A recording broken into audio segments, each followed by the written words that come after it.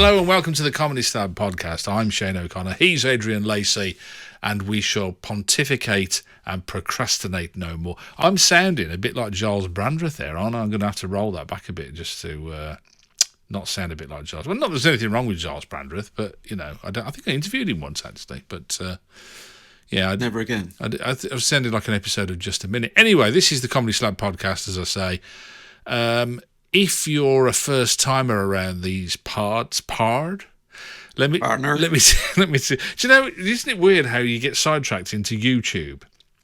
It's wonderful, isn't it? It is the worst. You know, in America they used to say about the Americans channel hop, and their attention span was something like 2 or 3 seconds because they'd like just hop the channel. Looking for 57 channels and nothing on, as Bruce Springsteen said. Famously, and or at least loudly. And YouTube is far worse or better, depending on what your perspective is. It's this. Well, I've called Facebook the sinkhole of time, but YouTube is as well, of course. But last night, I think I reached, I don't know if it's my pinnacle or... I don't want to see your pinnacle on YouTube or anywhere else. I reached for my pinnacle. No, I reached the pinnacle, or is it the basement? I'm not really quite sure. But either way, I was watching a video on what Wild West duels were really like.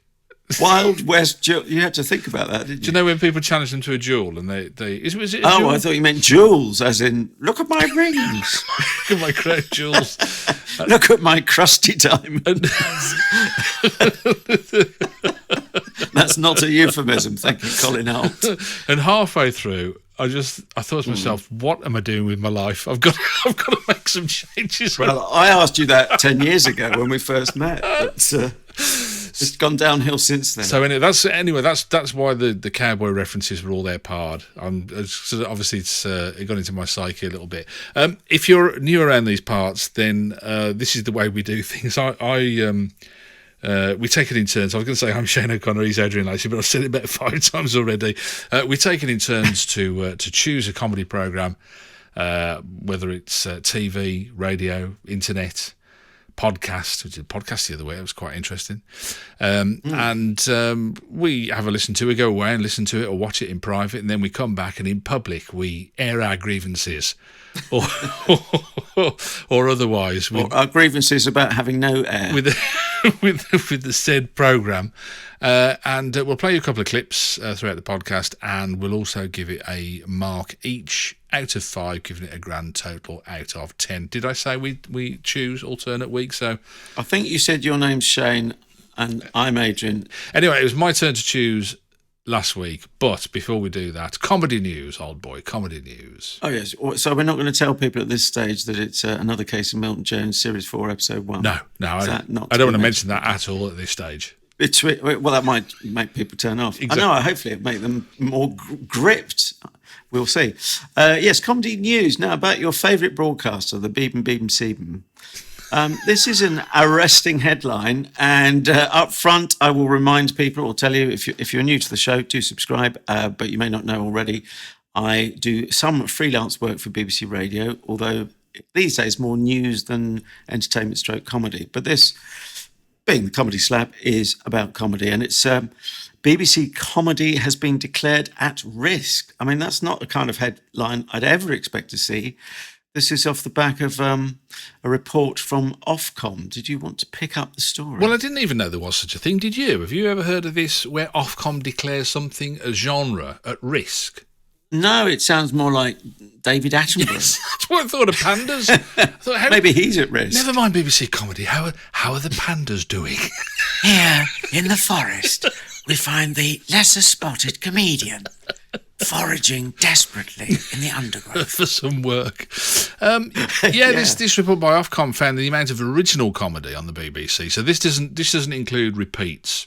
Also, doesn't include, bizarrely, entertainment. But we'll get to that. Yeah, that's a bit. Or things that come under entertainment that you and I might call comedy. Well, but carry on. And I think the reason for that is because it's by department, isn't it? So this is stuff that's commissioned and comes out of the comedy department at the BBC, as it were, right? Which it raises all kinds of questions and complexities in itself. I think the report does in the way that they've compiled it, and indeed in the way that the BBC reports it back, or I would suggest operates as well. But we'll maybe come to that. I don't know if we'll have time. But they're saying that this is stuff, original comedy, that's come out of the BBC comedy department has fallen by more than 40% in the last 10 years. That's what they found. And so they have declared it officially at risk as a genre. That's by time, I'm assuming. Time slots, 40% fall?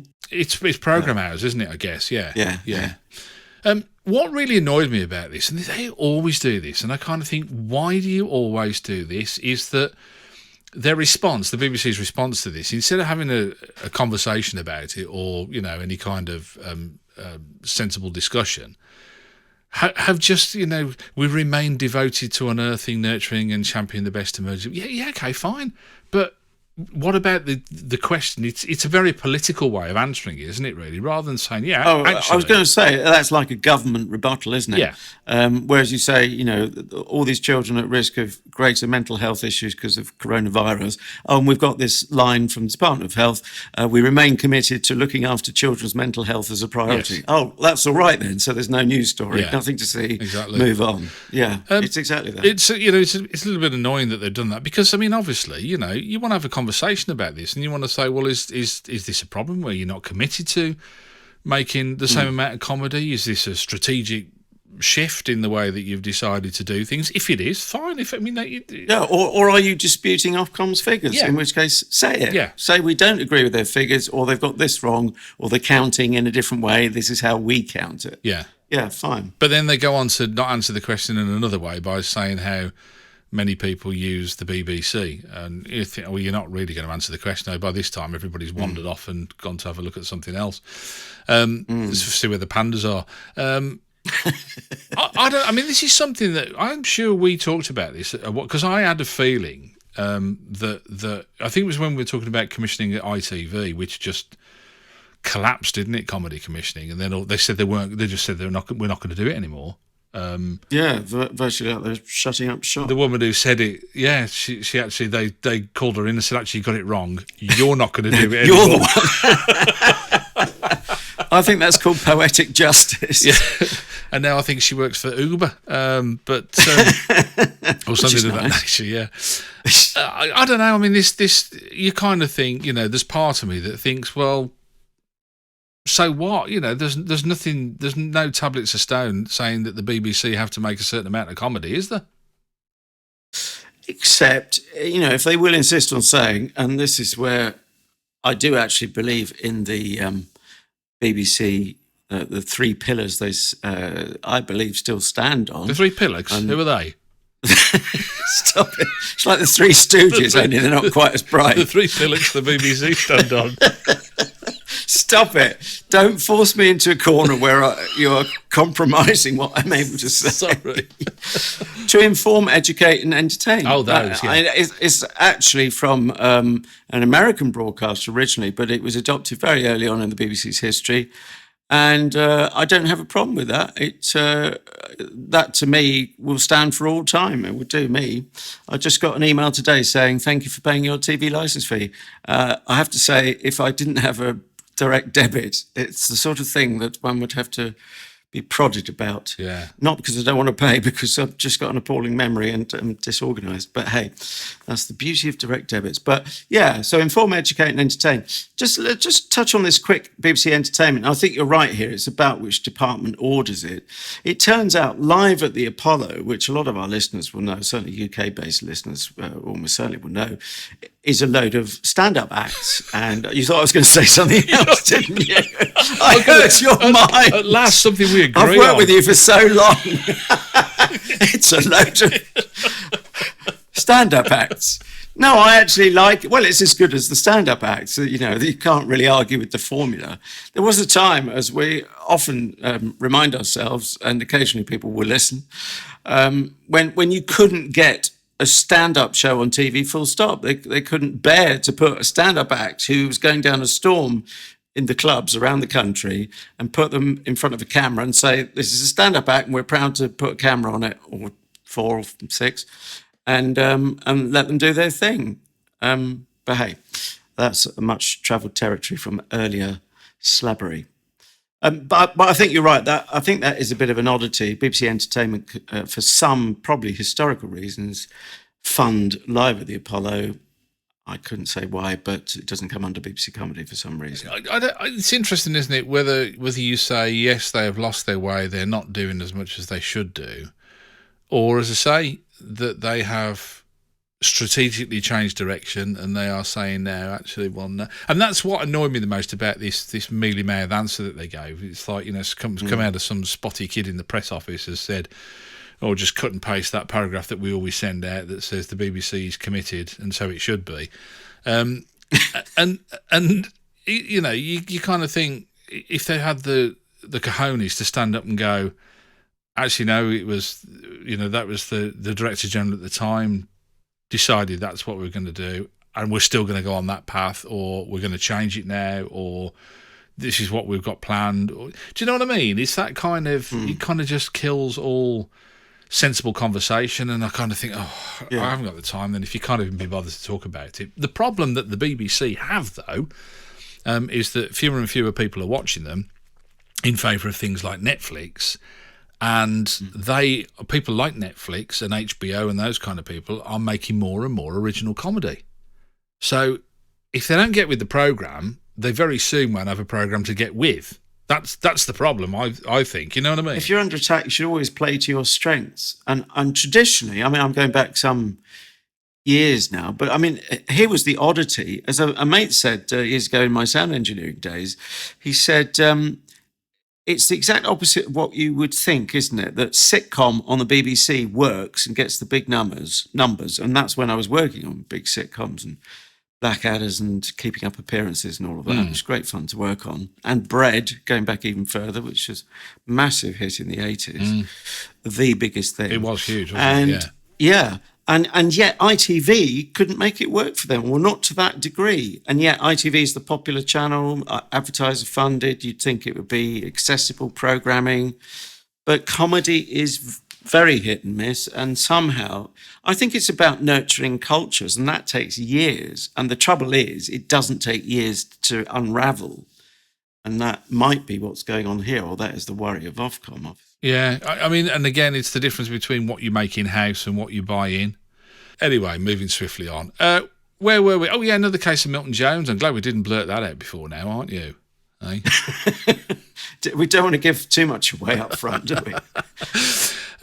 Shall we do our usual and waz straight into a clip? Because otherwise it gets a bit clunky with the do you think I did? Did you like it? Do you mind if I didn't? Although I must ask you, what were your expectations, Adrian? No, you're taking the rise. I will tell you if you're asking seriously. If not, we can waz, as you say, so poetically, straight on. I like a waz, but no, let's wait. Let's wait with the waz and tell me. No, seriously, what were your? I mean, this. I presume this is something you've come across. I'd come across this before, and I presume you had as well. I had, but not for some time. I realised as you mentioned the name, so I kind of knew what we were dealing with, but then I sort of I fudged it last week because I said you said he's a Marmite taste, and I said, well, I'm somewhere in the middle, which immediately contradicts you, which I like doing, but I wasn't entirely sure. So expectation, well, I knew. I suppose in my head I file him very close to. Tim Vine? No, a cat? Count Arthur Strong is what I'm looking for. Oh. Count Arthur Strong, I put in a similar category because it's very much wordplay and punning. Okay. Which is, to a large extent, up my street, as 'twere. But, on the other hand, I don't seek out either positively, I suppose. If they're there, I enjoy them. Don't tend to seek them out. So, so interested to see, not having heard Milton Jones for some time and not having analysed him for the Slab, how I feel about him afterwards. So let me tell you about another case of Milton Jones. Basically, he is the character. It's quite interesting, isn't it? I looked up a couple of interviews, which I'm sure if we got the time we'll talk about later. But I looked up a couple of interviews of the man himself, and the thing that struck me the most about it, Adrian, is that. That's his real name, isn't it? Milton Jones, and he is the character, and he's not hugely dissimilar as the guy when he's interviewed as well, which I thought was quite noticeable. Anyway, sorry. So, I mean, it's a basic, simple premise, isn't it? Another Case of Milton Jones is him being this kind of bumbling character, and each week he tries to do a different thing, or he's in a different situation. And the one that we happen to stumble across is when he's a test pilot. We find out that he's a test pilot. He's on an aircraft carrier, and the aircraft carrier is in the South China Sea. I'm about to take charge of my very own stealth bomber. It's absolutely invisible to radar, camouflaged to the hilt. Okay, does anyone know where it is exactly? It's just over here, Milton. I'm just doing some last-minute safety checks. That's Wing Commander Anton Peterson, by the way. He used to fly combat missions with the Royal Air Force. My uncle used to be with Parcel Force, so obviously he never saw any kind of active service. Wing Commander Anton, I still can't see it. Just near the edge of the deck. No, further. Bit more. Oh dear. Man overboard. To be honest, I was a bit annoyed to fall into the sea at that point, although it had happened twice before, including once when I was in the simulator. But at last, I was sitting next to Anton in the cockpit as we went through our final checks. Altimeter, fine. Landing gear, fine. Milton, did you remember the flight recorder? Yes. Milton, when I said I wanted you to check the instruments... All right, is there anything else I should know about?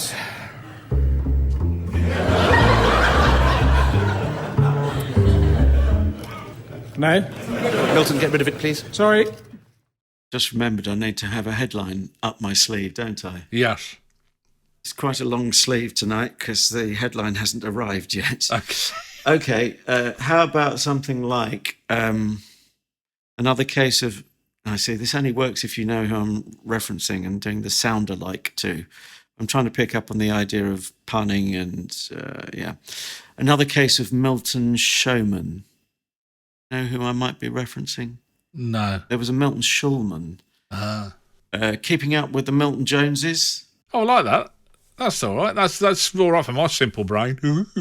Right. The thing here is, okay, you've got a man who's very much Mr. One-Liner.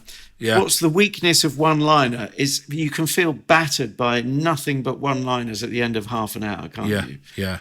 Although it can be impressive. But what saves him for me, it doesn't mean I'm a massive fan, but certainly all due respect, what saves it is he weaves one-liners into a story, a longer form story, or the story that takes the half hour. And it has a theme, as you say, test pilot. So you got classic comedy callbacks. The interesting thing is the show starts with two totally unrelated gags, but they're almost like the warm-up, right? This is what I can do. Let me just open my briefcase, madam, as a travelling salesman or showman. These are my goods, as 'twere. And then if you like those, and they got big laughs at the beginning, and obviously, he's playing not quite to the home team, but it does sound like he's amongst friends. And you can go on a list at the BBC for certain shows that you want to see. So this is from 2010, isn't it? So it's over 10 years old as we speak. Yeah. But, you could have got the call from the Beeb 6 weeks before. Oh, we note from our computer records that you came to Milton Jones, not Shulman, last time. He's recording a new series. Would you like to come this time? And I think they do sound like fans, don't they? Or he's won them over at least. Yeah, I guess, and it's a slick production as well, isn't it? I mean, there's no. I presume there's some editing goes on, but you can kind of tell that it is pretty much as it was performed, or there's certainly no howling great edits in it. But no. The only thing is, and I agree with you, I think it's nail on the head with that one, really. But I did feel that the story kind of meandered to fit the jokes rather than the jokes fitting the story. And I found it quite difficult to follow as a plot. Because I think you kind of get carried away on a strand of one-liners, and you can't get off that, and you're making the narrative fit that. Did you get a sense of that at all? I didn't. even second time around, because we tend to try and see or hear these shows twice, even though I was trying to be a bit more analytical, that didn't worry me. As a test pilot in the South China Sea, to end up chasing a nemesis who was reminiscent of Bernard Matthews, who wanted who wanted to turn all animals into certain types of processed food Twizzlers stuff. Yes. And I thought, well, have we kind of... Yeah, but that is the mad world of Milton Jones, isn't it? Yeah, I guess so. He's a surrealist. And he wasn't, I didn't kind of... the only time it gave me a problem was when I was sitting there and thinking, right, how am I going to describe this as a plot? You know, to just sit back and enjoy it. And my memory of this show was when it was on the 6:30 slot on Radio 4 and driving home from work at, 6:30 in the evening and just listening to it and letting your mind wander and just driving and listening and driving and listening. And I don't know, I just felt it a little bit squirmy. It was kind of going off, and I thought, where are we going now with this? What was and so you have trouble keeping up if you're not paying ultimate attention. Yes, but the nice thing is, because it's built around one-liners and it's light entertainment, is it the end of the world if your mind drifts off? And in the case of driving, drifts off to actually being a safer driver. And then you come back a minute later and you might have missed a few gags, but you pick up where you left off, don't you, really? I remember interviewing Tim Vine once, and his video had just come out about I think it was one of the first videos that he did, and I didn't realise that the whole thing was going to be just him doing one-liners. And you're right, battered is the best way to describe it. You feel just like absolutely punchline drunk by the time you finish with it. And I tried to explain it to him, probably not as eloquently as I could have done. And I said I enjoyed it, but just not as much as I thought I was going to, kind of thing. And at the end of the interview, he didn't harbour a grudge at all, but at the end of the interview, and I said, it's great to have you on the show. And he said, he said, I've enjoyed it, he said, but not as much as I thought I was going to. Touche! Come on, that's a good comeback. Oh, he was lovely. I mean, I think he knew. I'm sure I wasn't the first person to say it to him, but I think he knew exactly what I meant. That I didn't mean any malice in it, but I was just saying I just felt exhausted by it. Almost. It was. But you're right. That is a problem, isn't it? It does make you wonder, because I think Bill Hicks, who I often quote, shock comic, sadly died too young, died at the age of 32 in 1993.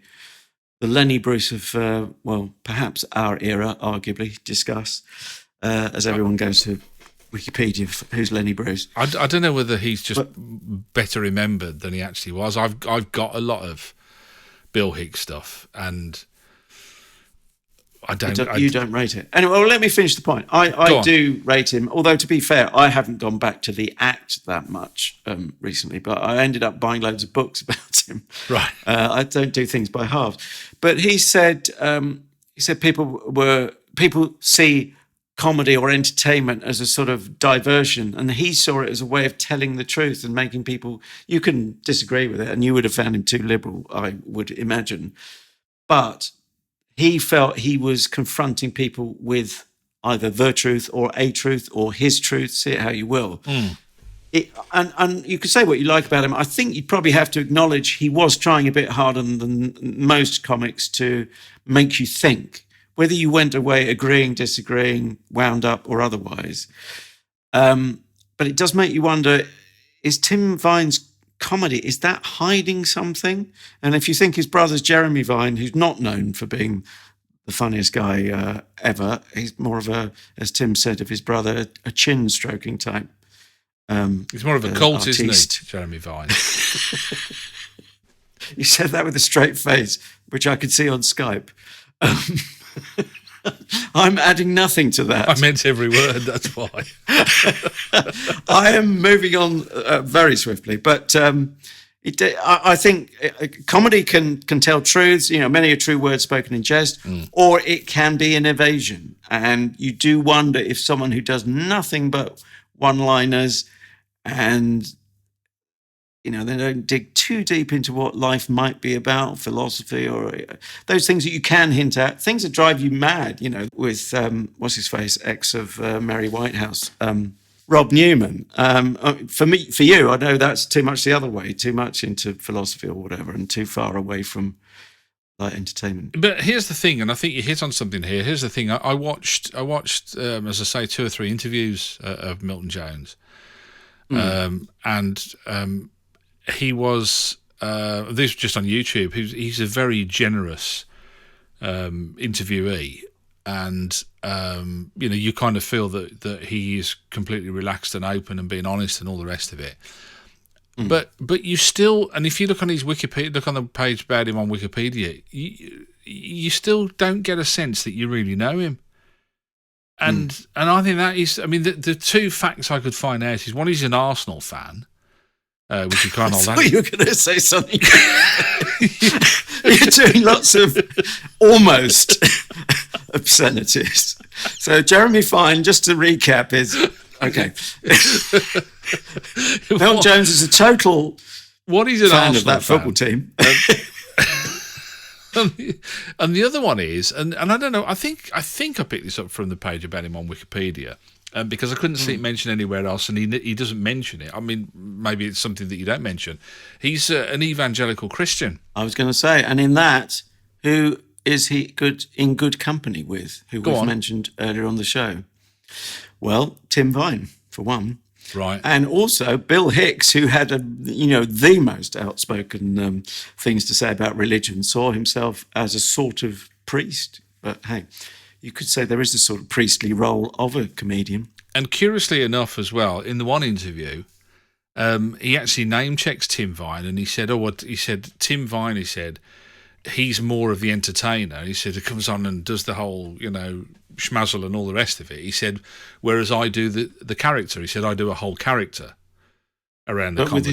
With his own name, interestingly, a bit like pub landlord at Al Murray. Al Murray, yeah. That's a slightly odd concept to me. I would be inclined to think if you're going to create a character, wouldn't you want to give them a different name just for clarity? Why do you think that? Go on. Well, because it's like, if you set up in business, you might be Shane O'Connor Associates or Shane O'Connor Limited, brackets, very. Oh, did I say that out loud? So people don't go around thinking, oh, so you've got a double-barreled name, O'Connor Limited. But you'd set up a company in your own name, wouldn't you? You'd surely. Fred Perry, I'm thinking of. Or what's that Ken bloke? Dodd? No, Tucky Fried Chicken.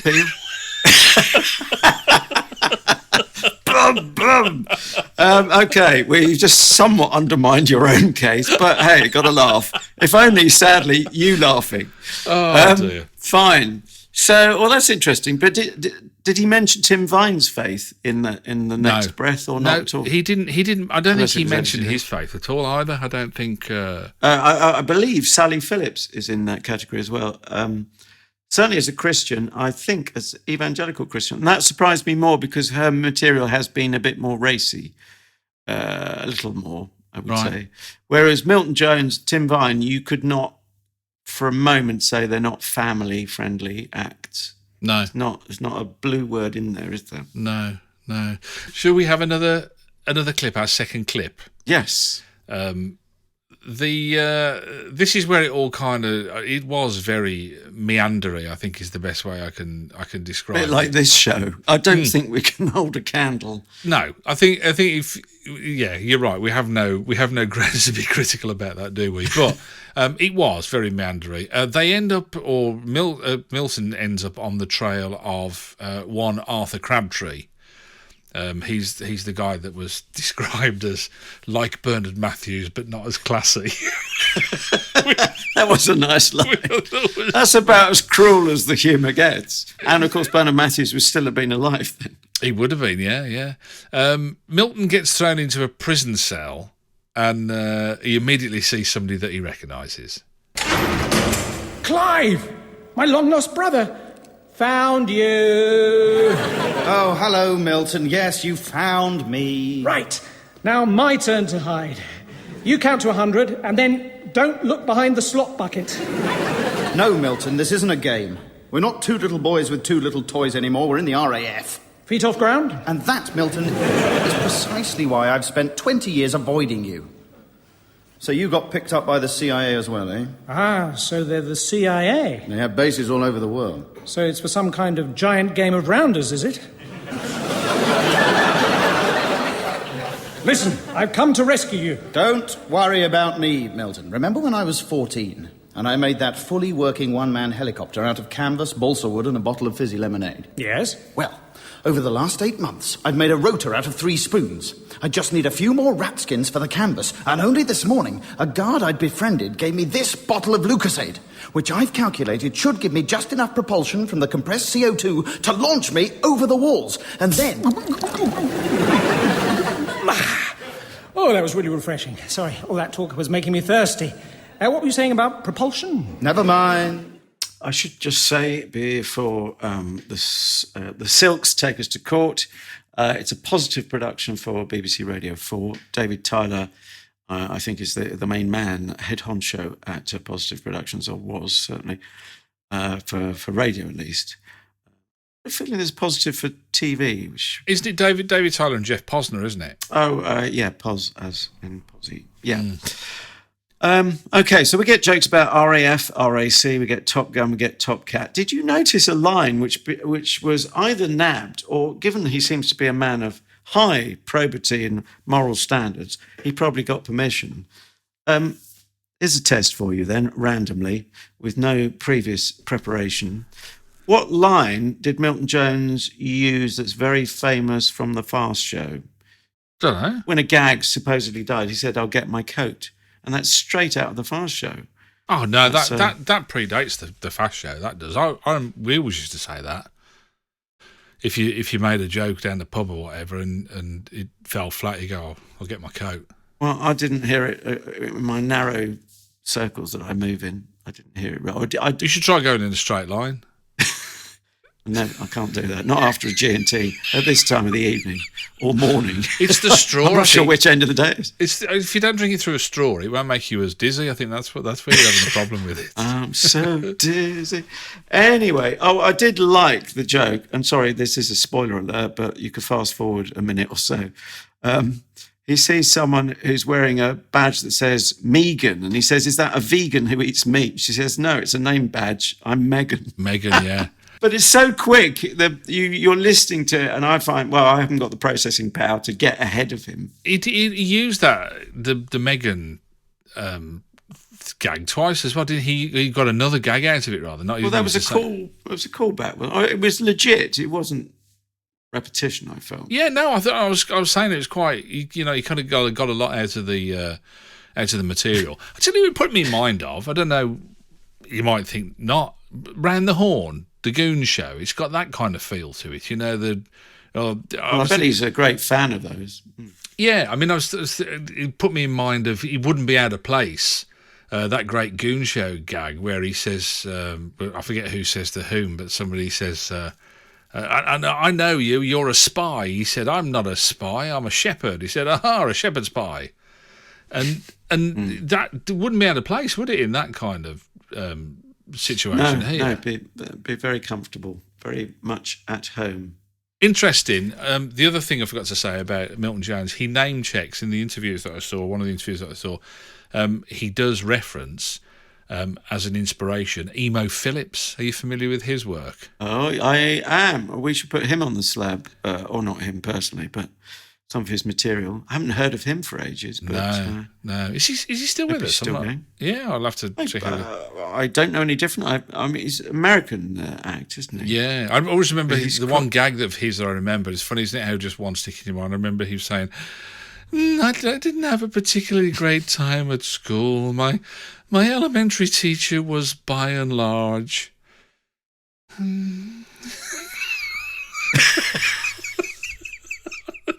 What? She was by and large. Sorry, I was waiting for the punchline, and it was staring me in the face. Well, that's what everybody does when he did. Yeah, exactly. What's he going to say? Yes, only they usually laugh more quickly than I managed. Yeah. Yes. Well, I've heard him do stuff I won't even repeat because it's it's so close to the edge as to have fallen over it on, again, Jonathan Ross on Radio 2 when he had a radio show. So I guess we can put off the evil hour no longer. It's make your mind up time. Marks out of 5 each, totting up to a score out of 10. Probably my turn this time, isn't it? Well, I didn't want to say, but yes. It appears I did want to say. Well, whether you said it, whether you wanted to say it or not, you did say it. I know. Look, I hope people don't think I'm being lazy here, but I do. I'm defaulting to the old Lacey special of 3.5 out of 5, which is meant to be flattering, but saying room for me to like it more. So, very solid product, nicely produced. And I did laugh out loud, which of course we forget can be the test of a good comedy, can't it? Really? Exactly, yeah. And even though I started from cold just a couple of hours ago, I heard it much earlier in the week. I was trying to take a leaf out of your book as a busy dad, even though I'm an unbusy undad. And you said just get on with things when you can. So earlier in the week than I normally do, I was listening to the show. Then I thought, I do need a reminder, and I do need that second analytical listen.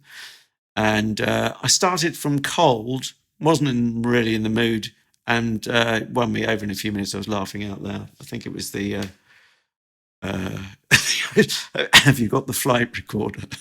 Yeah. I'm about to cough as a result.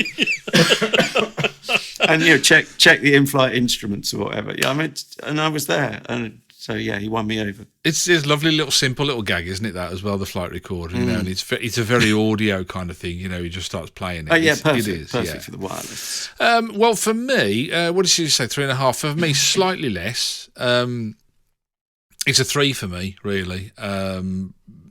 Just above middle of the road for me. But, I mean, I'm a big fan of his. And I think, very often with these, it's vehicle, isn't it? It's how that works, and it was a sturdy product, I suppose. Really, you're right. I mean, I laughed out loud as well, and you kind of think, there's not every comedy program that we watch that can say that it's made us laugh out loud. But yeah, 3 out of 5 for me. A big thumbs up to Tom Goodman-Hill. I don't know if he's straight man. He's the guy, the male voice that was in there with him. Oh right, yeah. Who you may remember do you remember when we did Ideal with Johnny Vegas? He had a mate who was a police officer, ginger-haired guy. Oh yeah, PC. That's Tom Goodman-Hill. Oh right, okay. So and I think he worked alongside Milton Jones in all of the series that he did for that. And one final thing from the interviews, which I thought was quite funny, he was saying about how whether he exaggerates his character. He said, and if people are not getting it, he said, obviously it's more exaggerated. He said, and my rule of thumb is, he said, the thicker the crowd, the higher the hair. So if you go to see Milton Jones live, and his hair's really high, and he's got this massive booth on, and it's all sticking up all over the place, he really doesn't have his confidence in you. Is all I can say. So that was quite nice. But 6 out of 5 for Another Case of Milton Jones. Out of 6.5 out of 10, I should say. For Another Case of Milton Jones. So it's up to you, boy. What we got next week? Not too shabby a score, that.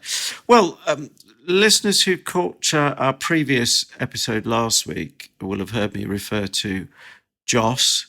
She who walks along the River Medway listening to the Comedy Slab.